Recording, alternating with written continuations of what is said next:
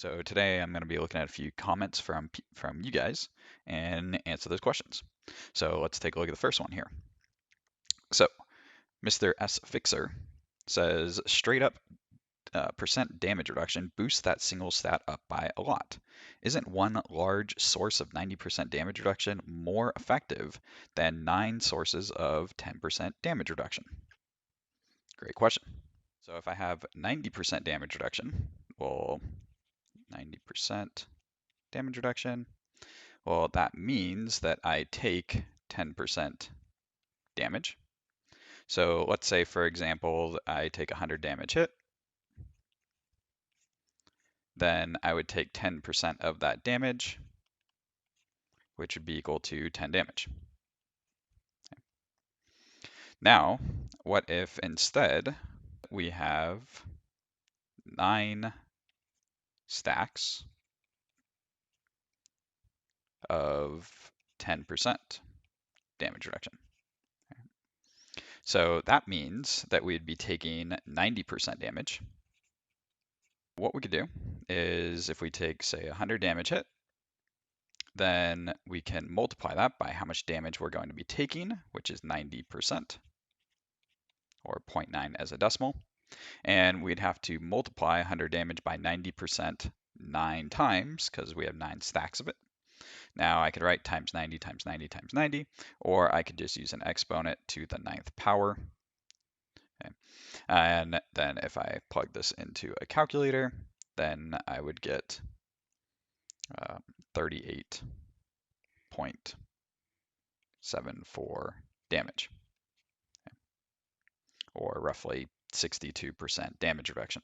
So we can see that as we get just one big damage reduction stack, that's going to end up being much more effective than getting lots of smaller damage reduction stacks. We're not going to reduce the damage quite as much.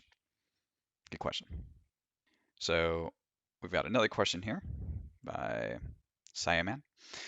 So interesting question. Does this exponential effect of damage reduction differ according to the variance of damage reduction? So for example, total DR, close DR, poison DR, and distant DR, or is it only affected by the same variance of damage reduction? Yeah, so this exponential effect, it doesn't matter what type of damage reduction it is. It could be your total DR, close DR, distant, whatever it may be. It's still going to end up creating the same exponential effect of finding the change. Remember, a change in effective HP is basically 1 divided by 1 minus the DR percent, and it doesn't matter what type of DR it is. It's going to give you that increase. Now, obviously, the one thing to keep in mind is different DRs just have different conditions. So you just have to keep in mind what are those conditions for when they apply. So for example, you're either distant or you are close. You can't be both at the same time. So you just have to kind of consider what condition are you in. Death Jr. says, are you able to test this on a barbarian with challenging shout by any chance? Plus ranks to the shout give 2% DR per rank, but it's way more effective than standard DR you can get from items. So it seems that all DR is in fact not calculated the same way. Curious to see some results. So for those who don't play barbs, I don't really play it either. I looked it up here, and the base damage reduction for challenging shout is 40% DR, and then you gain 2% DR each time you put a skill point. So with 2 skill points, you have 42% DR, and then with 3 skill points, you get 44% DR. Okay.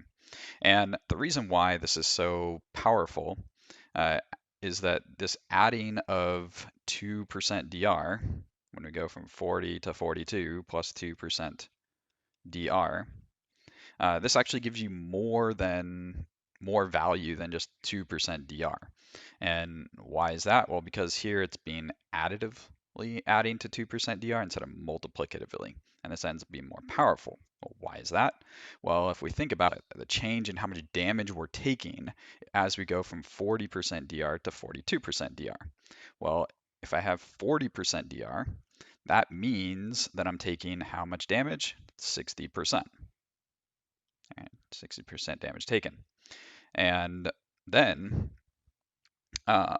if I go to 42% DR, well then how much damage am I taking? I'm taking 58% damage is what I'm going to be taking. So what's the change? Well, the change would be how much less damage am I taking? Well, I'm taking 2% less, right? Over what's my starting damage that I was taking? Well, I was taking 60 damage, 60% damage.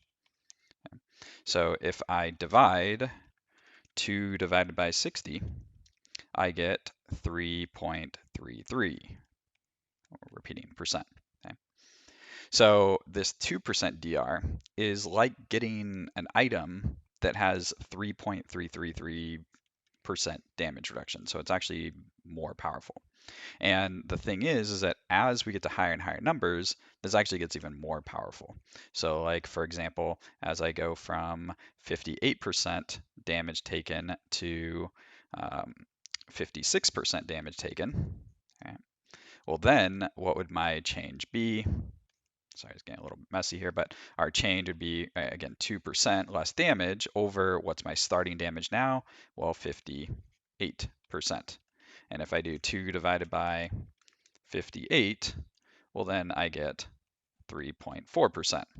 And that might not seem like a huge difference, but it is a difference, and as you scale it up, these differences can get bigger and bigger and bigger. So LFC says, I'm having a similar issue deciding between raw HP and extra dodge chance. I'm just keeping one in my stash until I learn which is worth more having. Yeah, so extra dodge chance, the way it works is it works basically the same as damage reduction in terms of effective HP. So 10% DR will give you just as much effective HP as 10% dodge chance. Okay. Now, most people though say to take damage reduction over dodge. And why is that? Well, either you dodge and you take 0 damage, or you don't dodge and you take full damage. So oftentimes taking DR ends up being better just because, well, it's better to say take half your health and then give yourself some time to heal it up than it is to take away 0 of your health and then take 100 of your health away the next hit and then be dead. So Mr. Peter says you're not calculating fortified or barrier at all. If you add 1k HP, then you get 1k fortified and also 1k barrier up for this. There's no way that 10% DR can compare to 3k effective health. As long as you're a class that has perma fortified and barrier up like Necro or Barb. Okay, so yeah, so one thing to keep in mind is that damage reduction will also apply to your barrier as well. So even if you, for some reason, say you add 1k health, so somehow you have like 1k, you get 1k health, and then that also adds 1k barrier. Well, both that barrier and that 1k health are going to get stronger, not just the health or not just the barrier. So that 10% damage reduction is still going to give you 11% effective HP on both of these. So it actually works out the same. Hulal says, these calculations are happening in a bubble. If you isolate DR scaling and diminishing returns, we won't be able to reach a proper estimation of what effective HP is at endgame. Adding 10% DR to a character with plenty of DR sources on gears, talents, paragons, etc. only dilutes the outcome, especially if these sources are in the same bucket, even though all DRs are multiplicative. So overall, a 10% DR affix might end up barely being a 1% increase in EHP, whereas max health, which we have very few of, could be better. All right, so yeah, so this was something, this kind of theme of diminishing returns with DR got brought up a few times, and the thing to keep in mind is that a 10% DR affix, anytime you get 10% DR affix on your gear, that will be an 11% effective HP gain.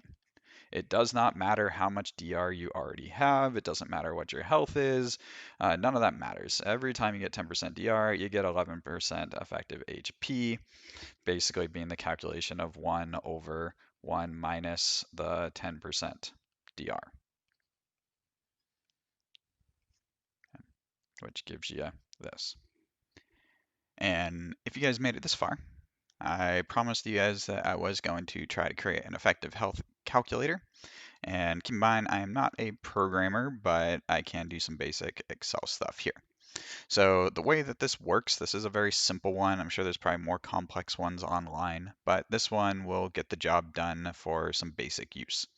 So what I've done here is, as it says here, use this section to calculate your effective health, and then use this section to compare adding DR% versus life on your gear. So don't touch this column in red, only put stuff in the green column here. So what you're going to do is put all of your DR% in this column.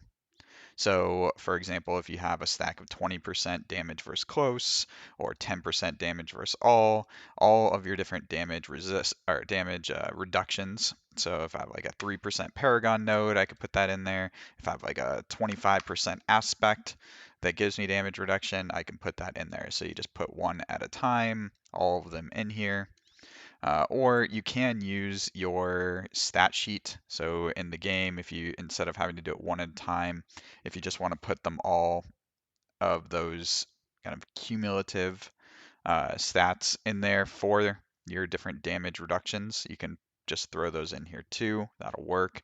But do keep in mind that sometimes there are damage reductions that don't show up on the stat sheet, things like aspects, and sometimes um, like damage resist versus poisoned enemies, things like that may not show up on there. So put them all in here and then put your max HP here, and then this will tell you your effective health. And then over here, let's say that you are choosing between 1,200 life and 20% DR on a piece of gear. Well, then put in your current life and how much DR is being added, how much life is added, and this will tell you the change in effective life here. So in this case, my 20% DR would give me 1.25 multiplier in effective life. My life added of 1,200 would give me 1.12, and this would be my percent increase, so I could see that DR added is better. So I hope that was helpful, you guys.